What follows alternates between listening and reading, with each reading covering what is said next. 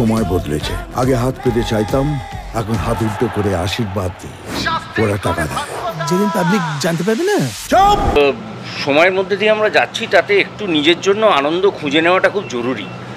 না হলে একটা অদ্ভুত অস্থিরতা আজকে সমাজকে গ্রাস করছে, যেটা হতে দেওয়াটা নিজের জন্য ক্ষতিকর। এবং নিজে যদি ভালো না থাকবেন, আপনারা কেউ নিজেরা যদি ভালো না থাকবেন, তাহলে অন্যকে ভালো রাখতে পারবেন না।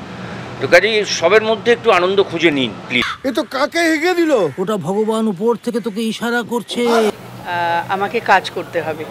যেমন হঠাৎ উনি চলে গেলেন তো আমার দিদি, মায়ের মতো অনেক কষ্ট মনের মধ্যে আছে। তাও অনেকগুলো ওই গণেশ চতুর্থীর ওপেনিং ছিল, সেগুলো করেছি। কারণ এই জন্যে করেছি, জানি আমি একজন শিল্পী এবং আমার কমিটমেন্ট, তো কমিটমেন্ট থেকে আমি সরি না।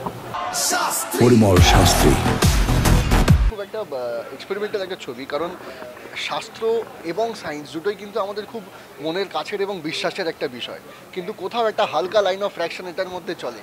ঠিক আছে, কেউ বলে যে না সায়েন্স হচ্ছে বিজ্ঞান শ্রেষ্ঠ, কেউ বলে কি না শাস্ত্র শ্রেষ্ঠ। এবং আমার ক্যারেক্টারটা খুব টাফ একজন, মানে যেখান থেকে যার থেকে ইন্সপায়ার্ড মিস্টার দেবীপ্রসাদ দুয়ারি। ঠিক আছে, যেখানে পুরোটাই বলাই হয়েছে, তোমরা ট্রেলারে দেখতে পেয়েছো যে আমি সৈকত মজুমদার বাই প্রফেশন অ্যাস্ট্রোফিজিসিস্ট।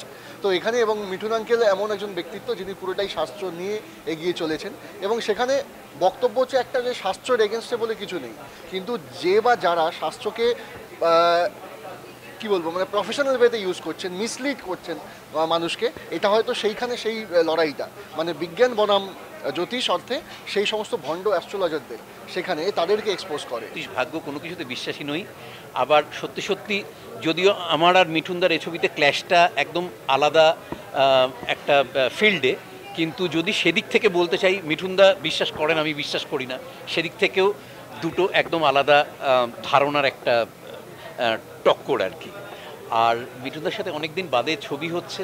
মিঠুনদার সাথে একসময় প্রায় 10-11টা পরপর কমার্শিয়াল এমন ছবি করেছি, যেখানটায় খুব মজা করে আমরা ওই ধরনের কাজটা করেছি, দর্শকও খুব পছন্দ করেছেন। বহুদিন বাদে আমিও সেই ফ্লেভারটা আবার কাজ করতে গিয়ে পেলাম, দর্শকও পাবেন।